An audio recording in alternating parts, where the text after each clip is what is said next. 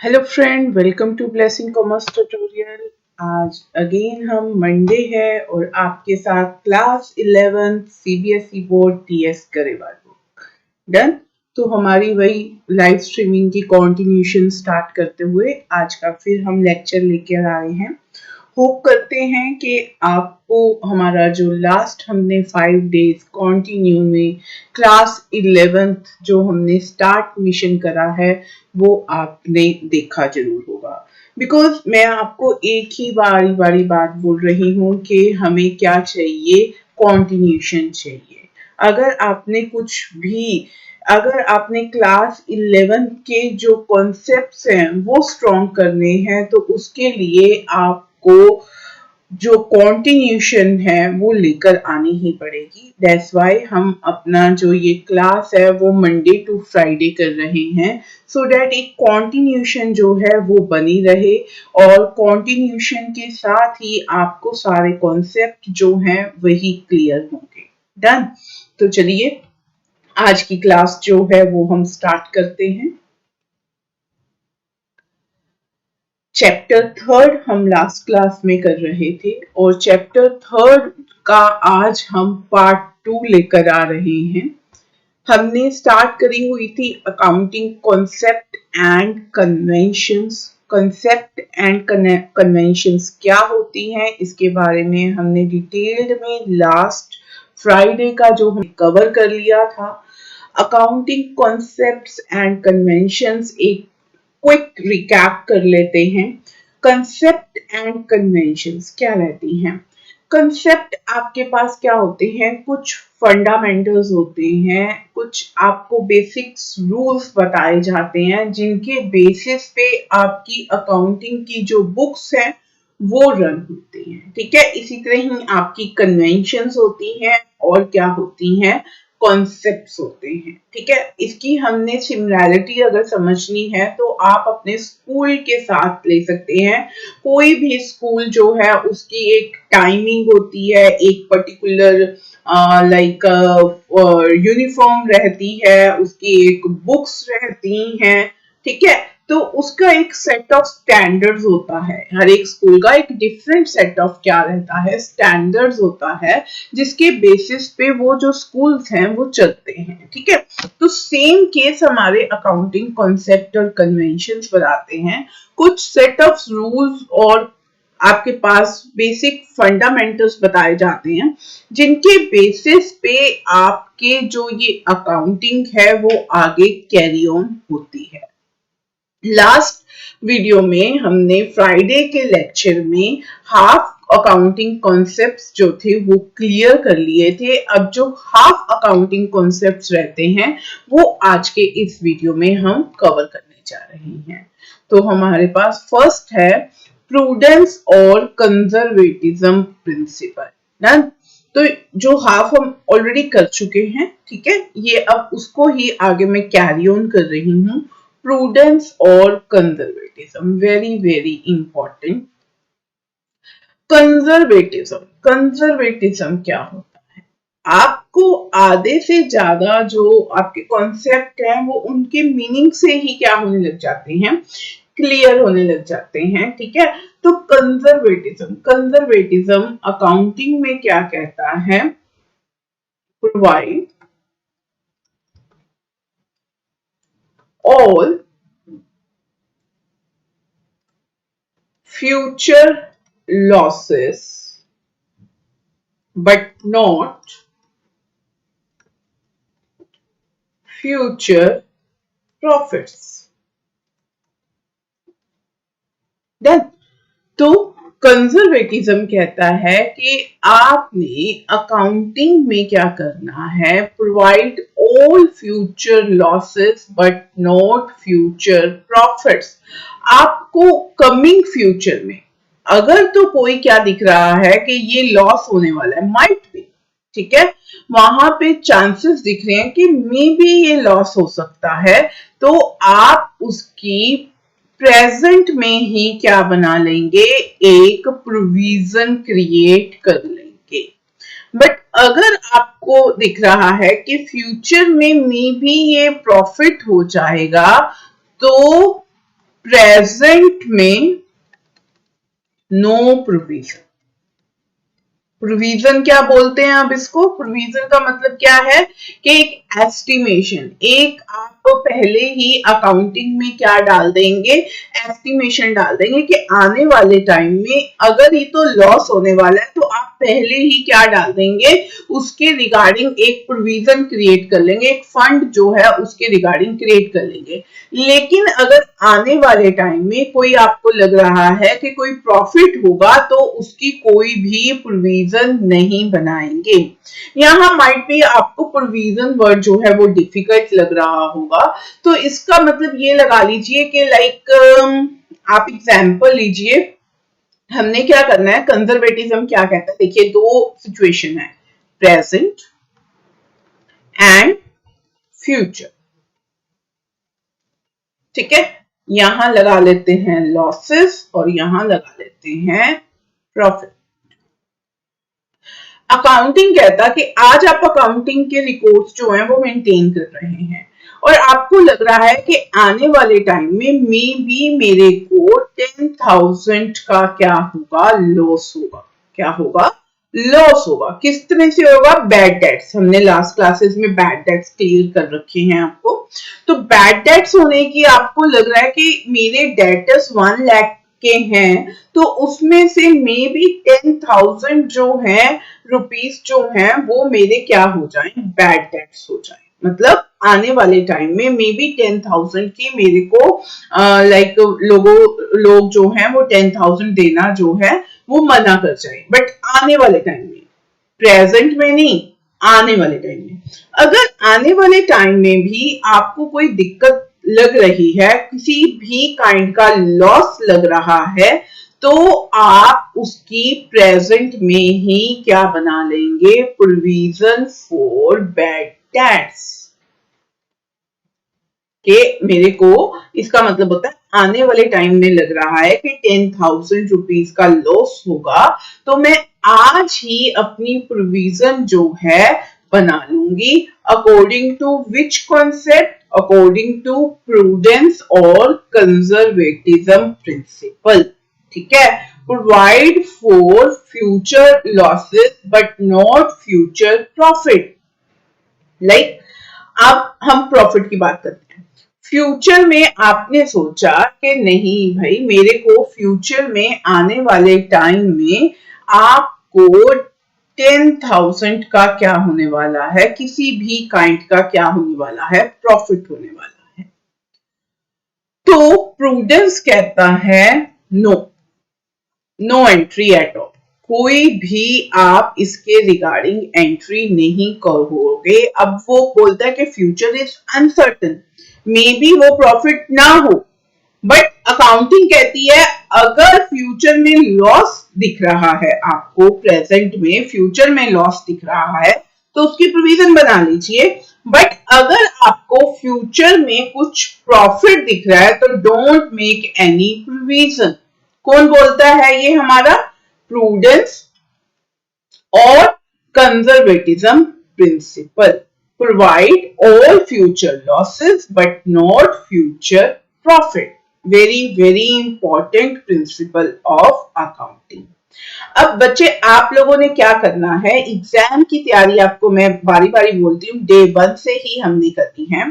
तो वहां पे कई बारी आपको ये पूछा जाता है, देखिए कौन कौन से क्वेश्चन पूछेंगे वो जी। एक अनाउंसमेंट है आप लोगों के लिए कि जो नेक्स्ट क्लास होने वाली है, टुमारो क्लास, उसमें हम एमसीक्यूज करेंगे regarding your accounting concept and convention के रिगार्डिंग, कि आपने कंसेप्ट और कन्वेंशंस को पहले आपने गो थ्रू होके जाना है। ठीक है, कौन कौन सी? 5 और आज की class, 6th class, 5th class और 6th क्लास, आप पहले अच्छी तरह से गो थ्रू होके आएंगे तो आपको सारे कॉन्सेप्ट और कन्वेंशंस जैसे ही क्लियर होंगे तो वो एमसीक्यूज जो है वो आप बड़े ही इजीली कैरी ऑन कर सकेंगे। अकाउंटिंग कॉन्सेप्ट एंड कन्वेंशन के, वो किस लिए हैं? आपके एग्जाम की प्रिपरेशन के लिए हैं। एग्जाम में आपके पास ऐसे ही पूछे जाते हैं, काफी क्वेश्चंस बनाए जाते हैं कि बताइए ये सिचुएशन किस कॉन्सेप्ट के ऊपर बेस है। आपको डिफरेंट डिफरेंट काइंड की सिचुएशन दी जाएंगी और उसको बोला जाएगा अभी बताइए ये वाली सिचुएशन कौन से कॉन्सेप्ट या कन्वेंशन के ऊपर बेस है। तो आपको वो जज करना पड़ेगा कि कौन सा प्रॉब्लम जो है कौन से कॉन्सेप्ट से, अकाउंटिंग के कॉन्सेप्ट से सॉल्व होती है। ठीक है, तो जो नेक्स्ट क्लास होने वाली है, मतलब टुमारो क्लास जो 5 o'clock पे जो हमारी रहने वाली है, उसमें हम आपके वही जो exam oriented concept and convention जो है अकाउंटिंग के वो क्लियर करवाएंगे। ठीक है, अगेन मैं रिपीट कर रही हूँ कि उसके लिए 5th एंड 6th क्लास, ठीक है, लाइव स्ट्रीमिंग में जाके, चैनल में जाके, लाइव में जाके आप चेक करेंगे तो 5th और 6th क्लास जो है उसको गो थ्रू होके आएंगे, सो दैट जो आपकी जो नेक्स्ट क्लास होने वाली है वो आपको अच्छी तरीके से आप उसको आंसर कर सकें। डन। चलिए, तो हम क्या कर रहे थे यहाँ पे आपके पास वेरियस, यहाँ पे मैं एग्जाम्पल करने वाली हूँ जो कि बेस्ड हैं किसके ऊपर, प्रूडेंस और कंजर्वेटिज्म प्रिंसिपल के ऊपर। Provision for bad debts 1, 2, valuation of closing stock, very important.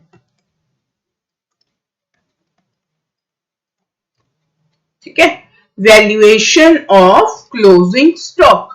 तो वैल्यूएशन ऑफ क्लोजिंग स्टॉक जो है वो कॉन्सेप्ट आपके ऊपर प्रूडेंस और कंजर्वेटिज्म प्रिंसिपल के ऊपर क्या है, बेस्ड है। वैल्यूएशन ऑफ क्लोजिंग स्टॉक क्या होता है कि आपके पास बुक वैल्यू और रियलाइजेबल वैल्यू, मार्केट वैल्यू मत यूज करिए, रियलाइजेबल वैल्यू यूज करते हैं, विच एवर इज लेस। देखिए अब आपको कुछ कुछ समझ में आ रहा होगा, which ever is less. Accounting में हम अपने क्लोजिंग स्टॉक को किस अकॉर्डिंग वैल्यू करते हैं कि हम उसकी बुक वैल्यू चेक करते हैं और रियलाइजेबल वैल्यू चेक करते हैं। जो दोनों में से कम होती है उसी पे ही अकाउंटिंग बुक्स में क्लोजिंग स्टॉक को रिकॉर्ड किया जाता है। गॉट द पॉइंट कि क्लोजिंग स्टॉक किसके ऊपर रिकॉर्ड किया जाता है, बुक वैल्यू और realisable value, whichever is less. Less is a negative word, right. तो लेस क्यों करा जाता है, अकॉर्डिंग टू प्रूडेंस और कंजर्वेटिज्म प्रिंसिपल। तो ये हमारे पास दो एग्जाम्पल्स हैं जो पूछी जा सकती हैं कि ये एग्जाम्पल दी जा सकती है आपको क्वेश्चन में, एग्जाम में, कि प्रोविजन फॉर बैड डेट्स या वैल्यूएशन ऑफ क्लोजिंग स्टॉक कौन से कॉन्सेप्ट पे बेस है। तो आंसर रहने वाला प्रूडेंस और कंजर्वेटिज्म प्रिंसिपल। अब यहां तक अगर आप लोगों को क्लियर हो गया है तो प्लीज कमेंट करके बता दीजिए कि हम आगे मूव ऑन करें, सो दैट मेरे को भी क्लियर हो जाता है कि आपको कॉन्सेप्ट क्लियर हुआ है या नहीं। यहां तक प्रूडेंस जो कॉन्सेप्ट है, अगर इसमें कोई भी दिक्कत है तो आप मेरे को टाइप करके पूछ सकते हैं। यही ही बेनिफिट है हमारा लाइव स्ट्रीमिंग का। अदरवाइज वीडियो हम बना दें और लाइव स्ट्रीमिंग कर दें, उसमें कोई भी डिफरेंट नहीं होने वाला। आपको लाइव स्ट्रीमिंग में क्या मिलता है कि आप ऑन द स्पॉट, आपके माइंड में जो भी क्वेश्चन आता है आप कमेंट करके हमसे पूछ सकते हैं कि हाँ इसका मतलब हमें क्लियर नहीं हुआ, आप दोबारा एक्सप्लेन कर दीजिए, या इसको हम किस और वे में सोच सकते हैं, तो वो आप कमेंट करके हमें बता सकते हैं। डन। चलिए, नेक्स्ट कॉन्सेप्ट है हमारे पास कॉस्ट कॉन्सेप्ट और हिस्टोरिक कॉस्ट कॉन्सेप्ट। ठीक है, तो पहले ही स्टार्टिंग में ही हम इसकी क्या कर लेते हैं, एग्जाम्पल। अकाउंटिंग में क्या होता है, वैल्यूएशन, वैल्यूएशन वर्ड लिख लीजिए, या फिर ज्यादा बेटर रहेगा यहां पे recording word. Example, recording of fixed asset at cost price, not at market price. Because हमारा जो मोटिव है, वो हमारा मोटिव जो है वो एग्जाम की तैयारी करवाना है। तो तभी मैं आपको पहले एग्जाम्पल दे रही हूँ कि कोस्ट कॉन्सेप्ट जो है आपके पास वो क्या कहता है कि इन अकाउंटिंग जो फिक्स एसेट हैं those are recorded at cost price not at market price. जैसे ही आप फिक्स एसेट को बाय करते हो मार्केट में, उसकी जो भी प्राइस होती है हम उस प्राइस को अपनी अकाउंटिंग बुक्स में रिकॉर्ड कर लेते हैं। मे बी कमिंग फ्यूचर में उस फिक्स एसेट का प्राइस अप हो सकता है या फिर क्या हो सकता है, डाउन हो सकता है, बट हम उसे नहीं देखते हैं।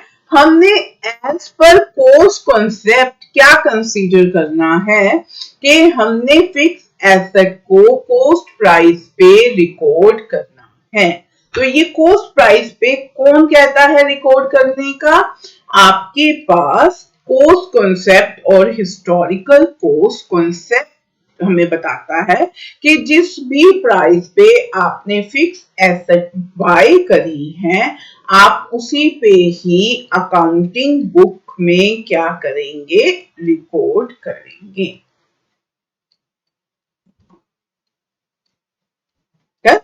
तो ये कौन बताता है हमें? हमें कोस्ट कॉन्सेप्ट बताता है।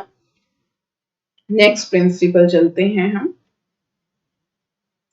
मैचिंग कॉन्सेप्ट और मैचिंग प्रिंसिपल।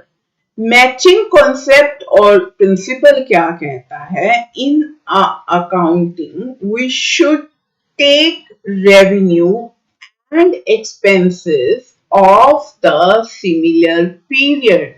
क्या बोलता है कि revenue and expenses should be of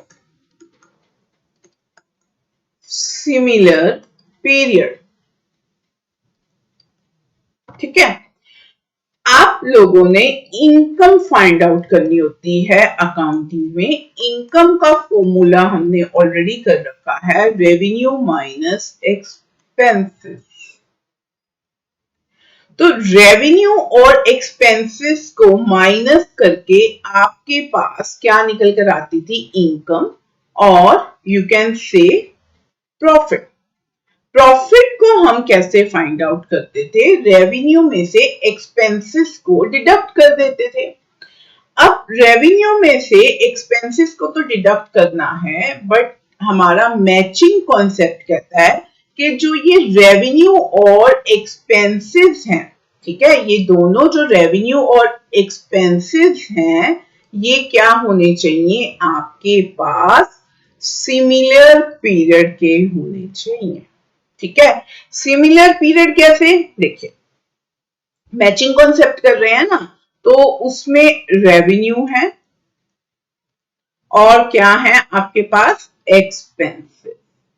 revenue अगर आपने क्या लिया है, 2020 का लिया है, ठीक है, तो यहां पे एक्सपेंसेस भी 20 और 21 के होने चाहिए। ये 2021 का क्यों बोल रहे हैं हम? बिकॉज आपका जो फाइनेंशियल ईयर होता है वो कब शुरू हुआ होगा? 1 अप्रैल 2020 और एंड कब होगा? 31 मार्च 2021। तभी हम इसको ऐसे बोलते हैं 2021। डन। अब जो ये आपके पास मैचिंग कॉन्सेप्ट जो हम कर रहे हैं, उसका क्या मतलब है कि आपको रेवेन्यू और एक्सपेंसेस, अगर यहाँ पे रेवेन्यू 2021 के लिए है तो आपको एक्सपेंसेस भी 2021 के ही लेने हैं। Both should be of similar year. ठीक है, आप ऐसे अगर कंपेयर करोगे तभी आप करेक्ट रिजल्ट पे जा सकोगे। लेट्स सपोज रेवेन्यू आपने कब की ले ली, प्रीवियस ईयर की ले ली, है ना। तो आपने ये ले लिया 20 और 21 का, और एक्सपेंसेस आप ले रहे हो 21 22 के। रेवेन्यू ले रहे हो 2021 का और आप एक्सपेंसेस ले रहे हो 2021 का। तो क्या आप उसमें करेक्ट, क्या आप प्रॉफिट फाइंड आउट कर सकोगे? रेवेन्यू एक ईयर का है, एक्सपेंसेस आपके दूसरे ईयर के हैं, सो यहां रिजल्ट रॉन्ग हो जाएंगे। तो जो भी हमारी फाइनेंशियल स्टेटमेंट प्रिपेयर करी जाती हैं वो आपके क्या करी जाती हैं, वन अकाउंटिंग ईयर की फाइंड आउट करी जाती हैं। वन अकाउंटिंग ईयर की क्या करी जाती है बच्चा, आपके पास फाइनेंशियल स्टेटमेंट फाइंड करी जाती हैं।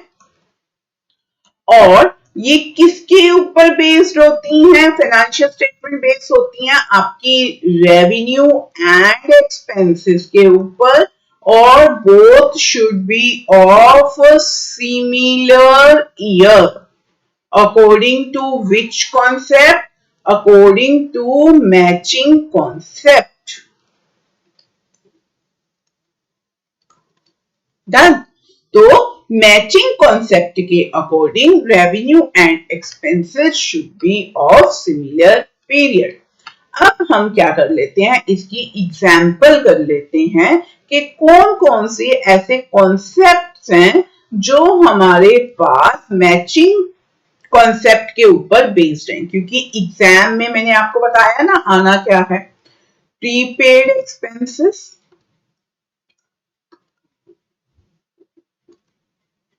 outstanding expenses,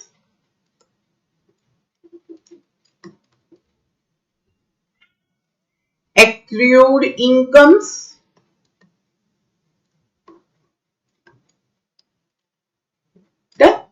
तो ये जो एग्जाम्पल्स हैं ये किसके ऊपर बेस्ड है? आपके पास मैचिंग कॉन्सेप्ट और मैचिंग प्रिंसिपल के ऊपर। ठीक है, तो कल का जो एमसीक्यू होने वाला है वो यही होने वाला है। लाइक आपको क्वेश्चन प्रिपेयर करके दिया जाएगा कि like prepaid expenses are based on which concept. तो नीचे आपको फोर क्या दे दिए जाएंगे, ऑप्शन दे दिए जाएंगे। तो उन फोर ऑप्शन में से आपको फाइंड आउट करना पड़ेगा कि प्रीपेड एक्सपेंसेस कौन से कॉन्सेप्ट के ऊपर बेस्ड करता है। चलिए अगले कॉन्सेप्ट पे चलते हैं। ड्यूअल एस्पेक्ट और duality principle, very very important. आज जितने भी हम कर रहे हैं ना concepts, those all are very important। Basically ये जो चैप्टर है, थर्ड चैप्टर है आपके पास कॉन्सेप्ट एंड कन्वेंशंस का, ये आपके पास बहुत ही इंपॉर्टेंट चैप्टर है। इसमें से काफी क्वेश्चन सेट होने के चांसेस रहते हैं। ठीक है, तो dual aspect and duality principle, according to this concept, every transaction has two aspects. One is debit or other is credit. ठीक है, जितनी भी अकाउंटिंग ट्रांजैक्शन है वो सारी की सारी डुअल एस्पेक्ट के ऊपर बेस होती है। आप कोई भी एग्जाम्पल लेके देख लीजिए, हर एक एग्जाम्पल में जो है आपके दो एस्पेक्ट जो हैं वो अराइज होंगे, और उसी को ही क्या बोला जाता है, डुअल एस्पेक्ट बोला जाता है। ठीक है, कैसे? लाइक हमने अभी स्टार्टिंग में हमारा जो आई थिंक सेकेंड डे था वहां पे हमने करा था, Ram introduce rupees 1 lakh into the business।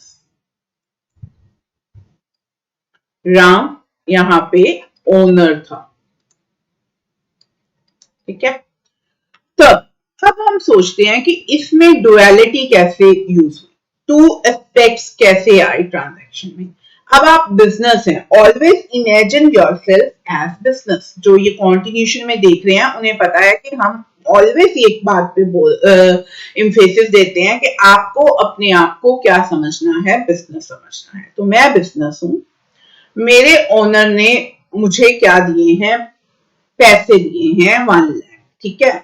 तो एज अ बिजनेस मेरे पास क्या आएगा, cash, one aspect, first aspect, because duality कहती है कि देयर आर टू एस्पेक्ट्स। अब आप कहेंगे कि मैम यहीं पे बस और क्या होने वाला है, और तो कुछ भी नहीं होगा, आपके पास कैश आ गया, first aspect, that's it. No, इसका एक सेकेंड एस्पेक्ट भी है। सेकेंड एस्पेक्ट क्या है, कैपिटल अराइज होगी जो बिजनेस ने ओनर को रिटर्न करनी है in a coming future, because owner is different from the business. Business और ओनर जो है वो डिफरेंट है, ठीक है। तो दो चीजें यहां पे आई, कैश क्या होती है, एसेट, और कैपिटल क्या है, लायबिलिटी। तो every transaction has two aspects according to dual principle. Asset, business में कैश आया, और साथ ही साथ एक लायबिलिटी भी अराइज हो गई। बिजनेस की एक रिस्पॉन्सिबिलिटी बन गई कि ये कैपिटल किसकी है, ओनर की है, मुझे ये वापस करनी है। ये हमने की है फर्स्ट एग्जाम्पल। फर्स्ट एग्जाम्पल किसकी की है, डुअलिटी।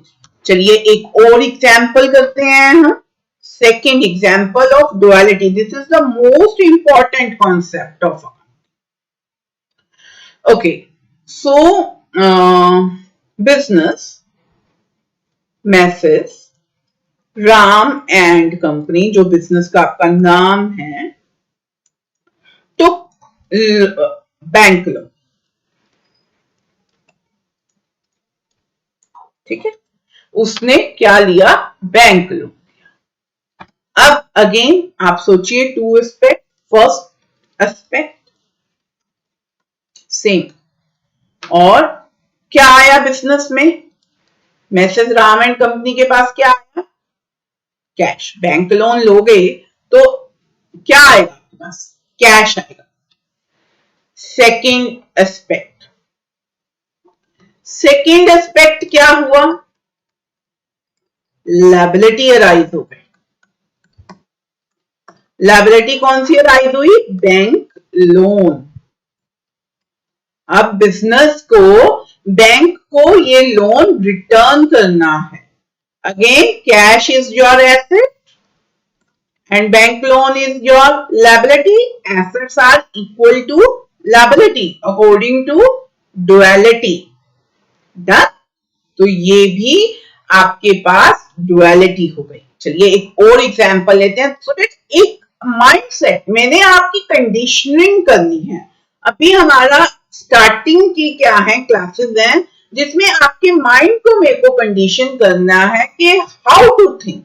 जब भी जैसे जब जर्नल पर हम आएंगे, एक टॉपिक आएगा जर्नल, वहां पे जब तक हम पहुंचे सो दैट आपका माइंड एक तरह से कंडीशन इस तरह से हो जाए कि आप एंट्रीज को खुद फॉर्म करने लग जाएं। And I am giving you the 100% guarantee के अगर लेक्चर ध्यान से सुनेंगे तो जैसे ही हम जर्नल में पहुंचेंगे आप अपने आप एंट्रीज फॉर्म करेंगे।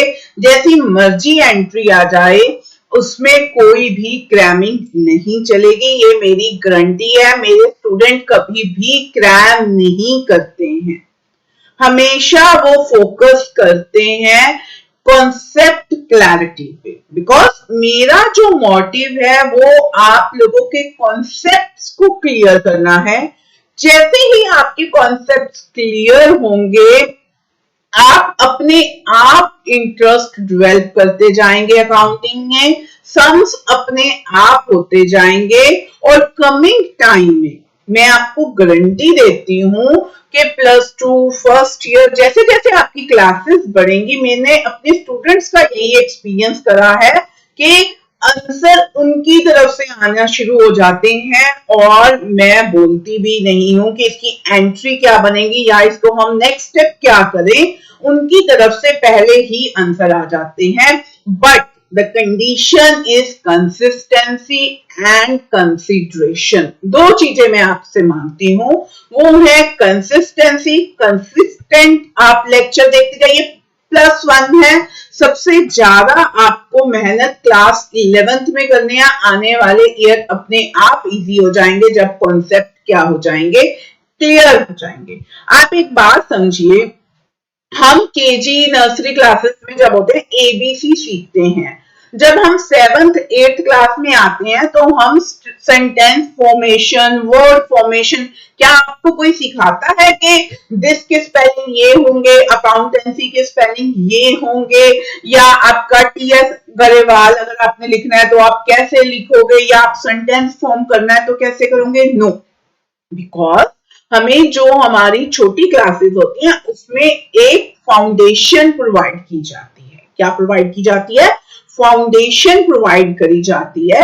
तो वही फाउंडेशन आपकी क्लास 11th में चल रही है, आपको यही फॉलो करना है कि मेरा class 11th is just like your KG class, right? तो अकाउंटिंग की वो केजी क्लास है, तो उसी के अकॉर्डिंग मेरे को अपने कॉन्सेप्ट्स बिल्डअप करने हैं और वही हम आपके कॉन्सेप्ट बिल्डअप कराने आए हुए हैं। चलिए अब हम देख लेते हैं डुअल कॉन्सेप्ट की एक और एग्जांपल। डुअल कॉन्सेप्ट लाइक आप लगा लीजिए राम एंड कंपनी, जो हमारा कंपनी है, बिजनेस का नाम है, purchase furniture.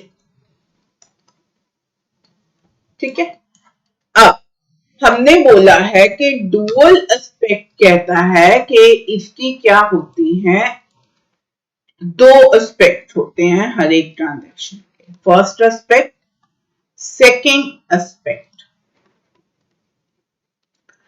First aspect business में क्या आया होगा?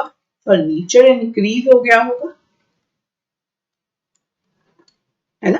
फर्नीचर आया, क्या गया होगा, कैसे लिया होगा furniture?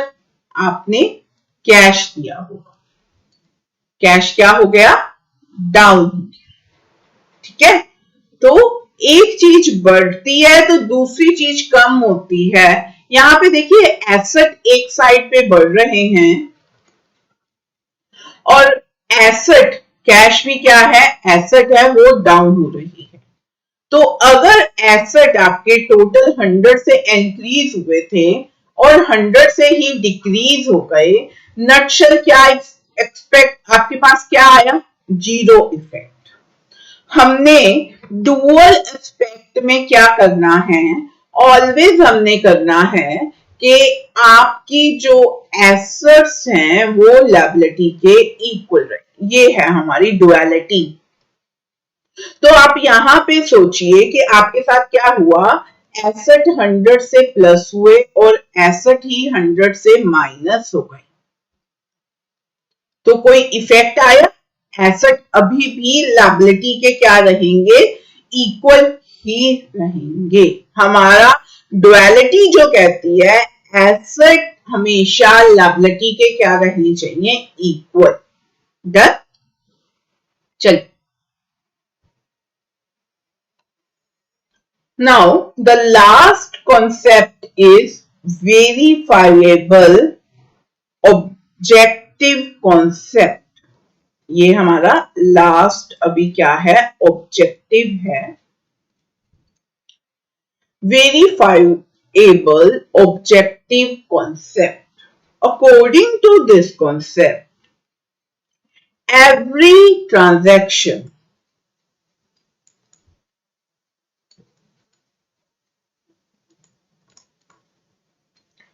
should be verifiable verifiable, आप उसे क्या कर सकें, वेरीफाई कर सकें। ऐसा नहीं है कि आपने कोई ट्रांजैक्शन नोट कर दी और कल को, क्योंकि आपको मैंने एक बात बोली थी कि एज अ प्रूफ आप इसको कोर्ट में क्या कर सकते हैं, लेके जा सकते हैं अकाउंटिंग को। आपको लीगली इसकी आइडेंटिटी होती है आपके बिजनेस की, जिसके एक लीगल रिकॉर्ड्स होते हैं। तो लीगल रिकॉर्ड्स तभी बनते हैं अगर उसका कोई ना कोई क्या हो, प्रूफ हो।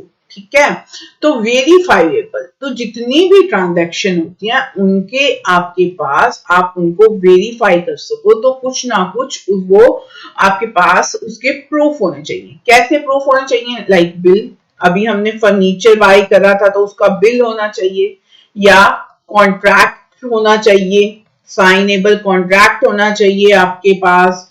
ऐसे ही आपके पास कैश मीमो, वर्ड आप आगे करेंगे, वाउचर्स आप करेंगे। तो हर एक ट्रांजैक्शन का जो प्रूफ है वो आपके पास होना मस्ट है, according to verifiable objective concept. तो ये सारे आपके कॉन्सेप्ट एंड कन्वेंशन हमने क्लियर कर दिए हैं। बहुत ही क्या है, इंपॉर्टेंट है ये आपका जो अकाउंटिंग में। Now next topic, accounting standard. देखिए हर एक चीज सिलेबस के अकॉर्डिंग चलती है। आपके सिलेबस में जितने भी कॉन्सेप्ट और कन्वेंशंस थे वो हमने क्लियर कर दिए हैं। सेकेंड आपके पास था अकाउंटिंग स्टैंडर्ड का मीनिंग करना है आपने, और क्या करने हैं, ऑब्जेक्ट्स करने हैं आपने अकाउंटिंग स्टैंडर्ड। यही है आपके सिलेबस में और कुछ भी नहीं। ठीक है, आपने बियॉन्ड द सिलेबस कुछ भी नहीं पढ़ना है। जितना भी आपके सिलेबस में सीबीएसई ने बताया हुआ है हम सिर्फ उतना ही पार्ट अपना क्या करेंगे, कवर करेंगे। तो अकाउंटिंग स्टैंडर्ड्स का हमने एक तो मीनिंग क्लियर करना है और इसके ऑब्जेक्टिव्स जो हैं वो क्लियर करने हैं। डन। तो पहले हम मीनिंग क्लियर कर लेते हैं कि अकाउंटिंग स्टैंडर्ड्स होता क्या है। Accounting standards are a set of guidelines issued by the accounting body of the country. Issued by the accounting body of the country. ठीक है, अकाउंटिंग सेट ऑफ गाइडलाइंस, तो आप कहेंगे concepts are also set of guidelines. यहां पे एक बिल्कुल thin difference है between accounting concept and standards. Accounting concept, चलिए हम आपकी एग्जांपल लेके चलते हैं। लाइक हमने किसमें कंपेयर करना है, कॉन्सेप्ट्स एंड स्टैंडर्ड्स में क्या फर्क। ठीक है, कॉन्सेप्ट, हर एक बच्चा जो है वो स्कूल जाएगा, स्कूल में क्या लेगा, एजुकेशन लेगा। ये एक कॉन्सेप्ट है, हर एक को पता है कि हर बच्चा स्कूल जाता है और वहां से एजुकेशन लेता है। लेकिन यहाँ पे डिफरेंट काइंड के क्या हो जाते हैं, स्कूल हो जाते हैं। School 1, school 2, school 3, there are so many school. एक स्कूल जो है ना, यहाँ पे डिफरेंट डिफरेंट काइंड के आपके पास क्या होते हैं, स्कूल हो जाते हैं। हर एक स्कूल की टाइमिंग जो है वो अलग होती है। इसकी है 7 to 5, इसकी क्या है, डे बोर्डिंग है, ये 7 to 5 है। ये 8 to 1 लेता है, ये 8 to 2 लेता है। ऐसे डिफरेंट डिफरेंट क्या हो जाती हैं, टाइमिंग्स हो जाती हैं। ये आपको एक क्लैरिफिकेशन देने के लिए मैंने बताया। अब हम बात करते हैं अकाउंटिंग कॉन्सेप्ट्स एंड स्टैंडर्ड्स के लिए। कॉन्सेप्ट तो अकाउंटिंग का ब्रॉडर पार्ट, अकाउंटिंग का ब्रॉडर पार्ट है कि अकाउंटिंग ये होती है और इसमें ये कुछ ऐसे रिकॉर्डिंग होती है, डुअलिटी का कॉन्सेप्ट आता है, हिस्टोरिकल पोस्ट का कॉन्सेप्ट आता है, मैचिंग कॉन्सेप्ट आता है, तो वेरियस आपके कॉन्सेप्ट बता दिए जाते हैं। स्टैंडर्ड्स हमने डेफिनेशन में देखिए क्या करा है, issued by the accounting body of the country, इसे आराम से देखिए, issued by the accounting body of the country, किसी भी accounting body of the country ये इश्यू करती है। अब हमारे इंडिया की कौन सी है, Indian institute of chartered accountant, या फिर institute of chartered accountant of India, yes, full form अगर हम करते हैं तो ठीक है। तो इंडियन बॉडी कौन सी है आपके पास, institute of chartered accountant of India. अब जो ये हमारे पास institute of chartered accountant of India ने कुछ कॉन्सेप्ट में से कुछ क्या रख रखे हैं, स्टैंडर्ड इंडिया के लिए अकाउंटिंग स्टैंडर्ड्स दे रखे हैं कि इन इंडिया जितनी भी अकाउंटिंग होगी वो इन स्टैंडर्ड्स के अकॉर्डिंग करेंगे, ठीक है। बेस तो कहां से ही लिया उसने, अकाउंटिंग कॉन्सेप्ट्स में से ही लिया, तो सारे उसने अपने कॉन्सेप्ट एक बारी सारे बनाकर लिख दिए हैं अपने चार्टर में कि हम ये इंडिया में रूल्स जो हैं ये फॉलो होंगे।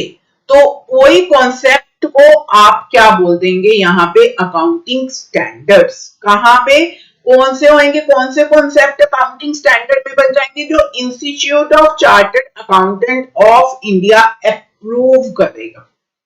अदरवाइज कोई फर्क नहीं है, वो वही कॉन्सेप्ट को भी अप्रूव कर सकता है सारे, या कुछ थोड़ी बहुत वेरिएशन भी कर सकता है उसमें, ठीक है। तो जो भी approved by institute of chartered accountant of India रहेंगे उन्हें हम अकाउंटिंग क्या बोल देंगे, स्टैंडर्ड्स बोल देंगे, दैट्स इट। इससे ज्यादा कोई बड़ा डिफरेंस जो है यहां पे नहीं है। डन। अब जो आपके सिलेबस में है वो ये है पर्पस ऑफ अकाउंटिंग स्टैंडर्ड्स, बस ये आपको आ सकता है एग्जाम में। तो इसके पर्पस क्या है, ये हमने डिफरेंट पर्पस कर रखे हैं इसके, 1 2 3 4 7, टोटल कितने हैं आपके पास, 7। रिलायबिलिटी, रिलाय होने लग जाता है किसके ऊपर, अकाउंटिंग बुक्स के ऊपर, because of accounting standards.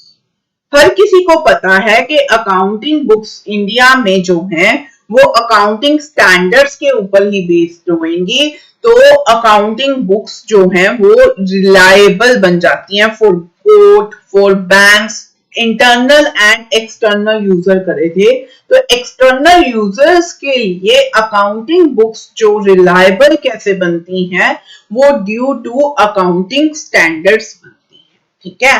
Accounting standards हमें एक क्या होती है, हमें सभी को जो एक्सटर्नल यूजर्स होते हैं उन्हें पता है कि एक अकाउंटिंग स्टैंडर्ड्स है, उन्हीं के ही बेसिस पे हमने बुक्स को मेंटेन कर रखा है। Credibility, it increase the credibility of the accounting books because uniformity आती है। नेक्स्ट यही है हमारे पास कंसिस्टेंसी, यूनिफॉर्मिटी, इन सभी का मतलब सेम है, ठीक है। जब भी आपने एग्जाम में अगर आपके पास लॉन्ग क्वेश्चन आ जाता है तो देखिए, अगर मैं आपको यहाँ पे काउंट कराऊंगा तो सारे सेम से ही मतलब है। यहाँ देखिए, consistency, uniformity, less confusion, more clarity. अगर आप इनकी एक्सप्लेनेशन पे जाइए तो सब ही सेम है कि it brings the consistency in the accounting books, it brings the uniformity, सारे एक जैसे अकाउंटिंग स्टैंडर्ड करते हैं तो एक जैसे सेट बनते हैं, यूनिफॉर्मिटी आती है। लेस कंफ्यूजन, क्योंकि सारे एक जैसे स्टैंडर्ड्स फॉलो करते हैं तो कंफ्यूजन के चांसेस कम हो जाते हैं। मोर क्लैरिटी, सभी के स्टैंडर्ड सेम है तो अकाउंटिंग बुक्स मोर क्लियर हो जाती हैं। Everyone is easily assess the accounting books, right?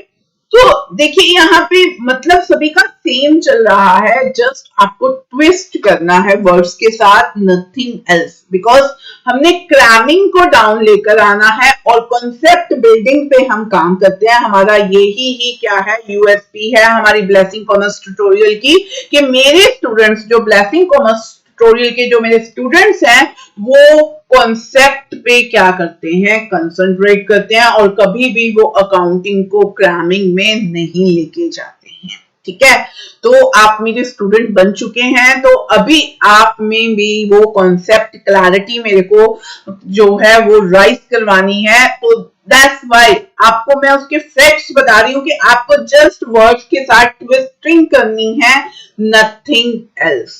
Done.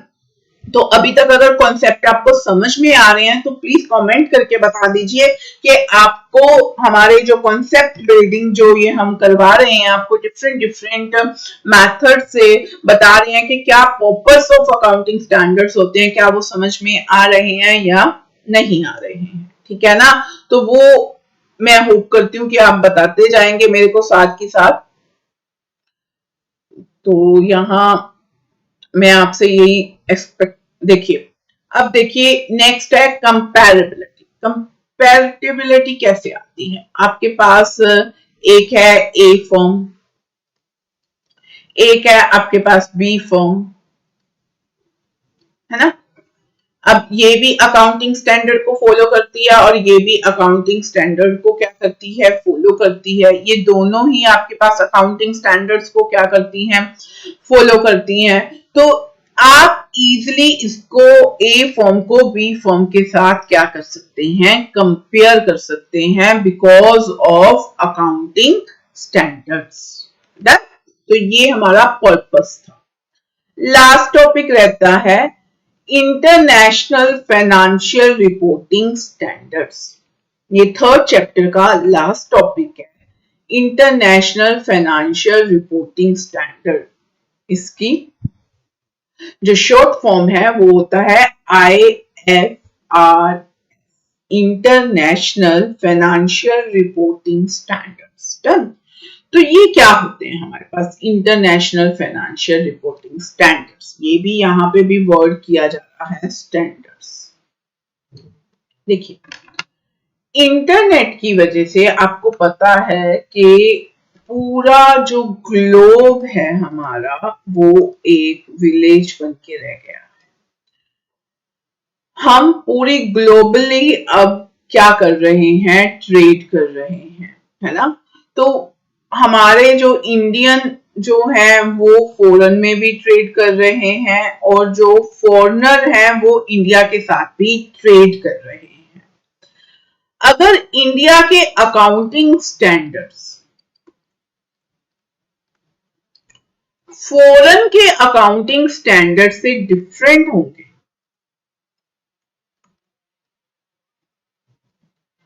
तो क्या जो स्टैंडर्ड्स का बेसिक मोटिव है, क्या था बेसिक मोटिव हमारे पास, ये reliability, credibility, consistency, comparability, uniformity, less confusion, more clarity.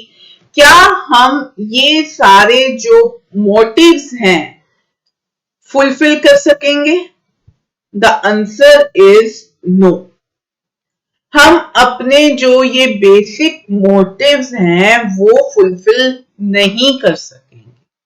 ठीक है, तो दैट्स व्हाई आपके पास इंटरनेशनल फाइनेंशियल रिपोर्टिंग स्टैंडर्ड्स जो हैं वो आए।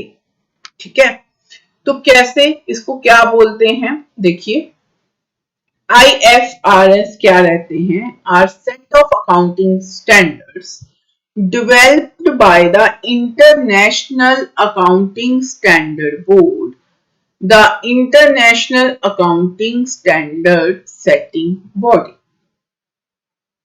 अब जो फर्म्स किस में करती हैं, इंपोर्ट और एक्सपोर्ट में डील करती हैं। मतलब इंपोर्ट और एक्सपोर्ट वर्ड कहाँ पे आते हैं, जहां आप इंटरनेशनल लेवल पर बाइंग एंड सेलिंग करते हैं।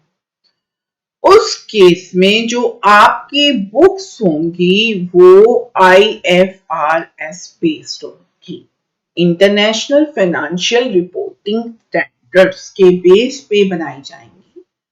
द रीजन बीइंग, अगेन हमारे सिलेबस में है, purpose of IFRS so that जो कंट्री इंपोर्ट और एक्सपोर्ट फॉरेन ट्रेड में कर रही है ट्रेड, उनमें उनकी अकाउंटिंग बुक्स को लेकर रिलायबिलिटी आए, क्रेडिटबिलिटी आए, कंसिस्टेंसी आए, कंपैरेटिबिलिटी आए, uniformity, less confusion, more clarity, बिल्कुल सेम जो आपने इंडियन स्टैंडर्ड्स के लिए करा है, वही ही मोटिव्स जो हैं वो IFRS के लिए हैं।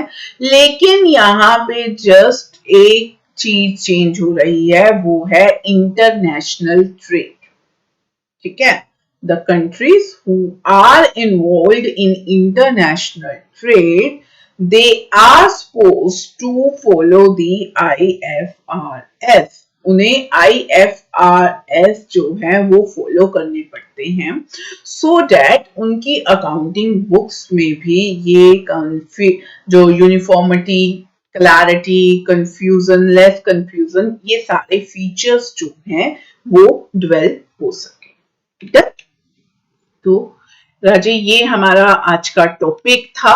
हमने थर्ड चैप्टर जो है वो सक्सेसफुली आपके साथ जो है वो कवर कर लिया है।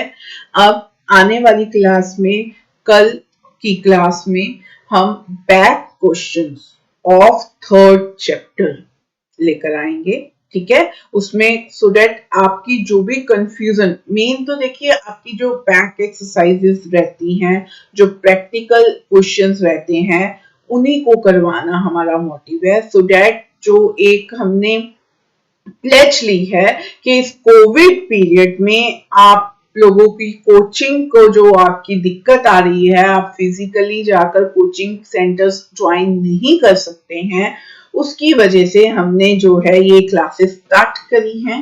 होप करते हैं आपको कॉन्सेप्ट क्लैरिटी हो रही होगी। तो कल की क्लास में हम back exercise of chapter 3 TS Grewal book का जो है वो क्लियर करेंगे। ठीक है,